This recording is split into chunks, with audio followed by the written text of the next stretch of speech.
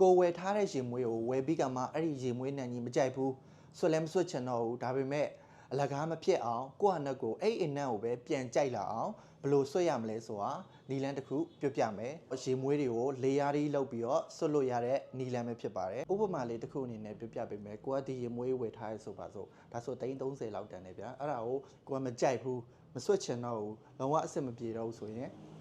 ဘလို့ပြန်ကြိုက်လာအောင်ဆွတ်လို့ရမယ်ဆိုတဲ့နီလန်းလေးတစ်ခုပြောပြပေးမယ်ဒီနန်းကြီးကချိုတဲ့အနက်ဆိုပါစို့ဒီနန်းကြီးကချိုတယ်ကိုကအဲ့အချိုကိုမကြိုက်ဘူးအချိုမကြိုက်ရင်ကျွန်တော်တို့ကချင်တာတော့ပါအောင်နဲ့ထပ်ပြီးတော့လိုက်ရလိမ့်မယ်ဗျာအဲ့ဒါဆိုရင်ဒီလိုမျိုး fresh ဖြစ်တဲ့နံလေးနဲ့ထပ်ပြီးတော့လိုက်ဗျာဒါဆိုရင်စိတ်ကိုကြည်နူးစေတဲ့ fresh ဖြစ်တဲ့ citrus note တွေအရန်ပါတဲ့ရေမွေးဗျာနဲ့တင်းတင်းလေးရေမွေးလေးနဲ့အဲ့ခုနကဖြန်းထားတဲ့ပုံမှာလိုက်ပြီးတော့ဖုံးလိုက်ဗျာခုနကဒီမကြိုက်တဲ့ရေမွေးကိုလည်းဆွတ်ဒီလိုဆွတ်ပြီးရင်ဒီသူ့ထက်ပို့ပြီးတော့အချိုဒီရဲ့အချင်တို့အရသာ fresh ဖြစ်တိုင်းနဲ့ဖုံးမှာဖြစ်တဲ့အတွက်ဒီလိုမျိုးလေးဟာလေးကိုထပ်ပြီးတော့အဲ့ပုံမှာပဲထပ်ဆွတ်လိုက်ဒါဆိုရင်ရေမွေးကိုလေယာရီလောက်ပြီးဆွတ်ချင်းလို့ခေါ်တယ်ဒါဆိုရင် unit လည်းအရင်ဖြစ်တယ်ကိုဆွတ်တဲ့အနက်သူမြတ်ဘယ်သူမှလိုက်ဆွတ်မှာမဟုတ်ဘူးဗျာကိုနဲ့သူနဲ့ဆိုတာတူမှာမဟုတ်ဘူးအဲ့ဒါကို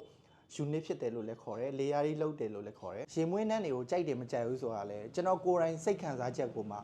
အခုနဲ့နောက်နဲ့ကိုမတူပါဗျာကျွန်တော်ဝယ်ကားစားဒီတစ်လားနှစ်လားကြိုက်ပေမဲ့နောက်ခါကျရင်မကြိုက်တော့ဘူးဆိုတာလည်းဖြစ်သွားတယ်နောက်ပြီးတော့အခုမကြိုက်သေးဘူးနောက်ထပ်နှစ်ကြာလာတော့ဒီရေမွေးကိုပြန်ကြိုက်လာပြန်ရောလူစိတ်ဆိုတာအဲ့လိုပဲဗျာတခါတလေအဲ့လိုဖြစ်တတ်တယ်ဒီဝယ်ချင်းမကြိုက်ပေမဲ့နောက်နှစ်ကြာလာတဲ့ခါပြန်ကြိုက်သွားမျိုးတွေလည်းရှိတယ်